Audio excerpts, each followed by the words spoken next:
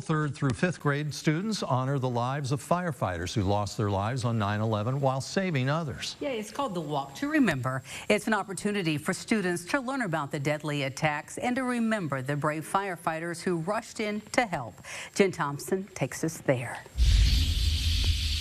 Dana, September 11th, 2001. I was in my dorm room at Indiana State, staring into the television in shock. Today, our kids are learning about that day and pledging to never forget, while honoring police, firefighters, and EMTs through a Walk to Remember. Why? There's no point to fly a plane into the biggest towers that probably have the most people in them. That's Owen Gamble, a fourth grader at Sullivan Elementary School. And while he wasn't yet born when the deadliest terror attack on U.S. soil happened, he and his classmates would be interested to know, where were you on September 11th, 2001?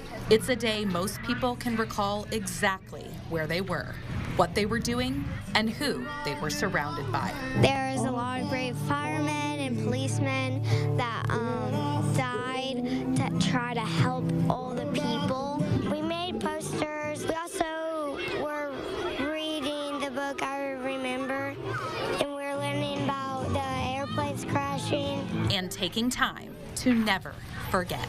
There are some people in the world that still care. Representing the people of America and how they had to risk their lives for us. To reflect, students listened as music teacher Mr. Hawley read them a timeline of the tragic events. At 8:46 a.m.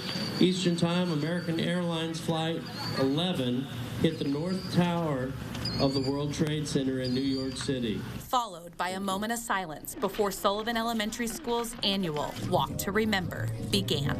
Our children are walking around the track, walking 3.43 laps around the track to remember the 343 firemen that perished during the 9/11 attacks. Walk the track with a fire hose and the flag and represent what they had to go through and go into the Twin Towers and just risk their lives to save others. What did it feel like walking those laps, carrying that fire hose? Someone was just looking over us and just